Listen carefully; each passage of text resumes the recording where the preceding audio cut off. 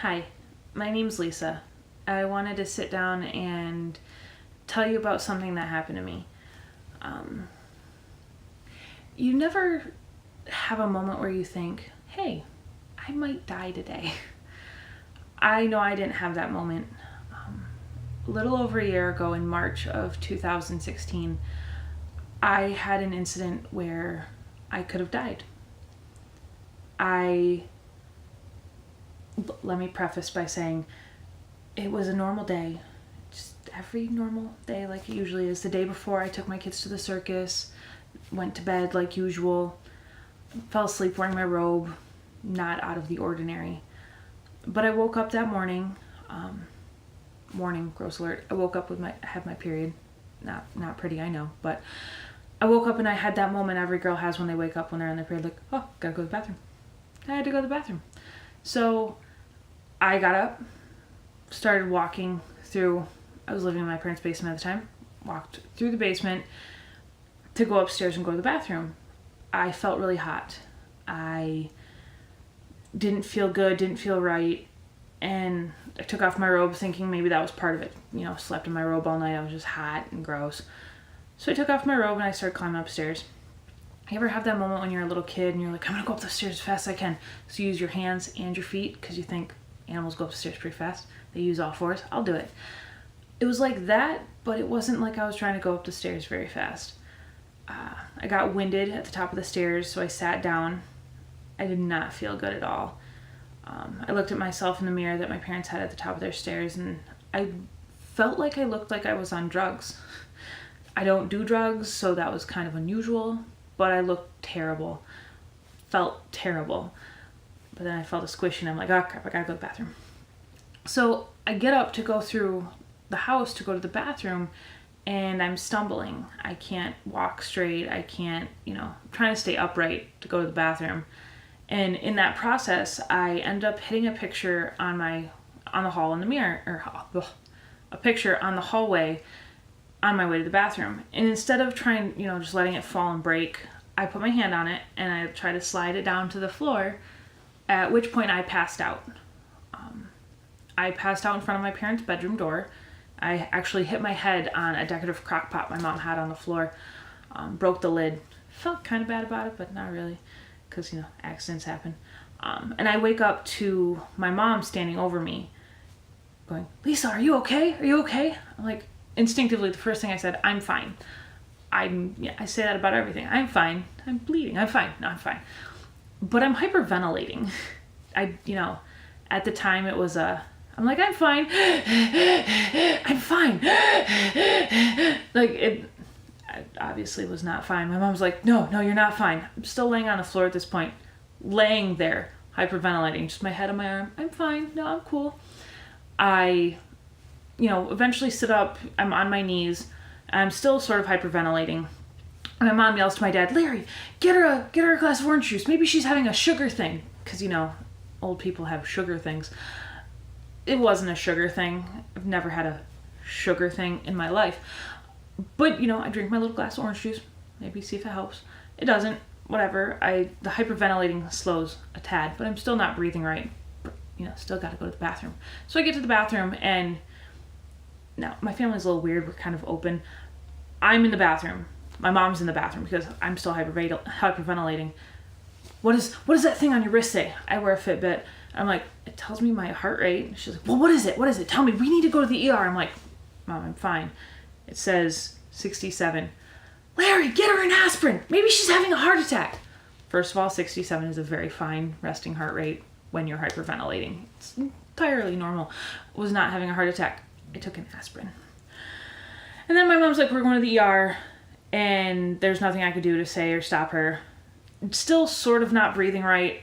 I, make it from the bathroom to the kitchen. I put on my shoes, and I make it to the car, and we go to the ER. At this point, I'm not hyperventilating, but I still don't feel right. Something's obviously not okay, but, I still say I'm fine because I need to be okay. That's generally how that works, because I had a thing to do in the afternoon. We were going to my brother's house for dinner. the day we were going to my brother's house, it was like halfway between my dad's birthday and his birthday. So we were celebrating. We hadn't seen my nieces in a while. We were going to have a nice little get together. Didn't want to mess that up. So we go to the ER. And we get to the ER and they put me in a cute little wheelchair. Like my mom's like, get her a wheelchair. To the security people at the door. I'm in a wheelchair and I wheel up to the thing and I'm telling them what's wrong. I'm like, okay, so I had a thing, I passed out, and they check, at the triage like desk, they put a little thing on my finger and check my O2 levels, and immediately they whisk me back to the back room. I'm in a room and they're, I gotta take off my shirt and they put a heart monitor on my chest and I get tubes up my nose for oxygen. I'm like, is that serious? Chill out, bro. I'm like, I'm fine. No, it's not. We're cool. I'm going to get out of this. It's just going to be a thing. And I'll go home later today with like some aspirin or something. It's fine. And the doctor comes in and they, I think they run a couple tests. And then he's like, well, we think it's something called vasovagal syncope, where essentially the blood gets stuck in your extremities and then you stand up real fast and, it comes rushing back to your system and you pass out, something along those lines. But they want to do a CT scan just to make sure. May rule out, any other possibilities. And so they're like, well, you got to pee in a cup because we need to make sure you're not pregnant. I'm like, well, I'm on my period. They're like, well, we know, but we've had people lie before and we need to make sure. I'm like, but I haven't had sex since like October and it's March. So if I'm pregnant and bleeding, there's probably a problem. So can we just get the show on the road? And they're like, no, you need to pee in the cup. And so like I go to the bathroom like 5 times. And all during this time, my mom's there freaking out. I'm messaging my best friend. I'm like, so this is going on. Sup? Now everybody's worried. I'm at the hospital. I don't like worrying people. Hence why I'm fine is usually my answer. But they're like, okay, fine. You can't pee. Because I had peed right before I left the house. Like, how am I going to go to the bathroom? Again, 3 minutes later. And so they're like, fine, we'll believe you this time. I'm like, I'm not lying to you. Would you like blood? Did I see it? And so I take a cute little bed ride through the halls to the CT scan, which is mildly uncomfortable, mind you. They give you that, like, the thing in your blood, and it kind of makes you feel like you've wet your pants, but you didn't. It's very awkward. And so they do a nice little CT scan, and I lay there, and I go back to my room, and I wait. And they come in, and, like, 2 people come in. One comes in and hooks I have a saline drip at this point, hooks my saline drip up with some what's called heparin.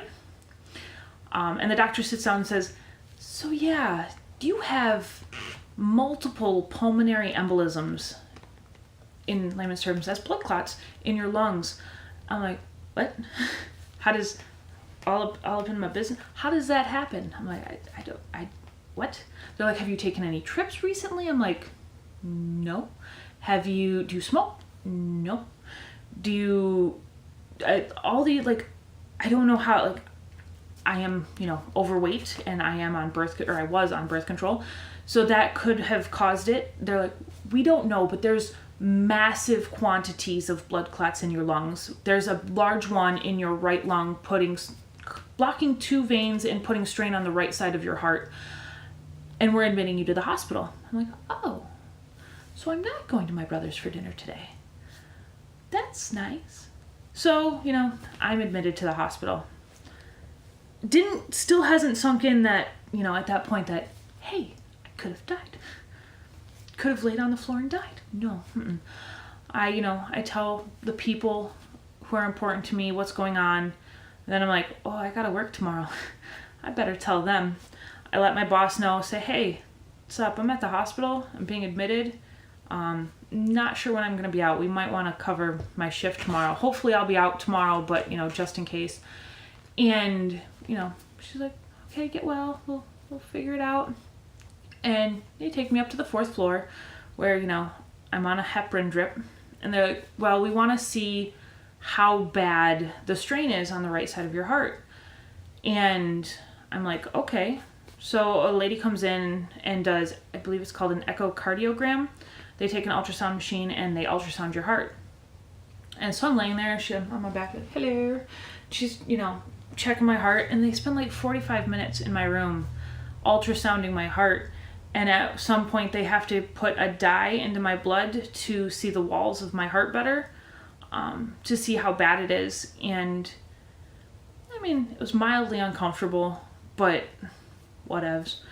And the doctor comes in after, an hour later or whatever, after looking at the results, and is like, yeah, so we're going to have to go in through your groin, up to your lung, and put blood thinner at the blood clot on your lung because of the strain it's putting on your heart. And they're like, well, we're going to do that tomorrow morning. I'm like, oh, that's not good. I'm like, nah, it'll be fine. My mom's like, oh my God, I gotta call your father. She's freaking out because they have to go in through my groin. My dad had a heart attack and they went in through his groin, and the tools that they were using at the time were not as good as the ones they're using now. And like the clamp got loose and he was squirting blood. And so my dad was like all upset, freaking out about it. And my mom was freaking out. And I'm like, it's fine. I'm gonna be fine. Dad, don't worry. It's cool. I'm like, gotta stay strong. Like, I'm a mother of two. I have to go home to my children. So here I am like, hey, it's cool. I'm just gonna sit here and watch movies. Free movies. I mean, hospitals got free movies. They feed me. It's cool. But I couldn't eat after 6 o'clock because, I think it was 6 o'clock. I couldn't eat in the evening because, I had the surgery in the morning, and they're like, you can't eat. I'm like, thanks. That's real nice. I'd like to eat. I'm starving. I haven't eaten a whole day. Like, I went from home to the hospital, haven't eaten. They're like, well, now you can't eat because now you have to do this. Would you like some ice chips? You suck, hospital. So the next day comes around, and, my mom goes home that night. I, obviously go to sleep. I stay up all night. I'm talking to my friend Brad, and he's looking up statistics online. I had like a 20% survival rate. I'm like, what? No, I'm fine. I'm here. I'm fine. The 20%, yeah. Like, he said, had you, not gone to the hospital, you would have died. Had you needed this and this, you could have died. And it didn't really sink in. And I'm like, nah, I'm cool. I just played it off. I'm like, it's fine. I'm good. Nah, it's cool. I'm good. And so, eventually I go to bed and I wake up and they're like, so we're going to do it like around noon. And it gets pushed to like 2. And then by the time, I'm still on my heparin drip and it's in my arm. I can't bend it or else it yells at me, the cute little pumpy machine. And so I go down there for my eventual surgery. And the first thing the doctor says to me, well, you look better than most of the people we see. Most of the people we see are gray and, almost lifeless in a sense. And you're pretty pink and lively. I'm like, well, I feel okay. I don't feel bad. But I had this cute little fall risk bracelet on. It's this nice little yellow bracelet because my mom had to tell them I fell at home. I passed out. Had I been sitting, I wouldn't have fallen. But because I was standing, I fell. So now I'm a fall risk. So I'm wheeled everywhere. I can't get out of bed. So I'm wheeled into the room and they're like, so here's what we're going to do. We're going to lay you flat and we're going to put this thing up through your groin into your lungs, and we're going to put, the blood thinner there. I'm like, super. And so they proceed to shave half of my business down there. All of a sudden it's like Skrillex down there, half it's gone. I'm like, that's not okay. It's just awkward. And so they start the procedure. They, knock me out slightly. I'm still awake for most of it. I can hear them talking, but I'm like floaty. Super fun. But as they're doing it, they're like, let's check the pressure in her lungs, I think is what they said. And they checked it and it was fine. Like, by the time I had blood thinners pumping into me for roughly 24 hours, my lungs were functioning back to normal. Either the blood clots had all cleared up, the one that was so big blocking it wasn't as bad, and they said it was fine and I didn't need the procedure. So thankfully they were able to just take it out and I didn't have to go through with that. Had they had to have gone through that, I would have had to spend the next 24 hours with that in me in ICU, flat on my back, while they monitored me, unable to, bend or get up because of the catheter still inside of me. Thankfully, I didn't need that. And so they brought me back up to the 4th floor where my original room, where I was with somebody, had been cleaned, and they're like, well, we're going to put you in this new room. So I'm in a room all by myself, which was great. But I proceeded to spend the next 4 days, a total of 5 days at the hospital, with a heparin drip from blood clots that came out of nowhere, essentially. Looking back at it now, it's a moment where, like, I didn't wake up and think, hey, I could die today. No one ever has that moment where you think, I'm just going to cease to exist. I didn't have that either, even while it was happening. But looking back on it now, it's like I could have died. I could have passed out and never woken up. And thinking about what could have happened is if I had been living alone at that time, I could have died. Who knows if I would have woken up in time or had made it to the hospital. It's kind of unreal to think about, and it's kind of crazy that I never knew it could just happen like that. Like, I mean, oh, so-and-so died. Oh, how did it happen? That could have been my story. That could have been how it happened. Like I said, I spent 4 days in the hospital, or 5 days in the hospital on a heparin drip, and then when I left the hospital, I had to give myself Lovenox shots in my stomach for 7 days, twice a day. Very uncomfortable. Like, diabetics would understand, a little needle that, you stab yourself with a couple times a day for insulin or whatever. It's essentially like that, except it burned. I didn't mind the stabbing part so much. I mean, building up the courage to stab myself was a problem, but the burning hurt, and it left bruises, and it was very uncomfortable. And I mean, I made it through it. I was on the phone with my best friend every time. It was good to have someone there to, essentially hold my hand. But now I'm going to be on blood thinners for the rest of my life. It's not something that I ever thought I'd ever say, I'm on blood thinners. I'm currently 31 years old. This happened when I was 29. It's not something that a 29-year-old thinks about, oh, I'm going to be on blood thinners for the rest of my life. No. No, you're healthy. Up until that point, I had been a relatively healthy person, mildly overweight, obese-ish, what have you. I never thought, oh, blood thinners. Look, that's a thing I'm going to do. No. In looking back, the farther I get away from it, the more thankful I am. Not that it happened, but that it happened when it did. Like I said, had it happened when I lived alone, who knows what could have happened. I could have laid on the floor and expired. But thankfully I was, at my parents' house, and they had the wherewithal to take me to the hospital instead of believing me as I hyperventilated, I'm fine, I'm fine. Thankfully they don't listen to me. But it's surreal. I don't know how else to describe it, and I don't know how else to say I'm grateful for the life I have, because I know I could have lost it. It puts a little bit of perspective on your life, and it makes you think, hey, bad shit happens, but you're still here. I mean, realistically, as of today, I have a 100% survival rate. So, I guess there's that. Albeit, my armor's damaged. But it is what it is. And, now I bruise easier because I'm on blood thinners. That's okay. I've always poked my bruises anyway.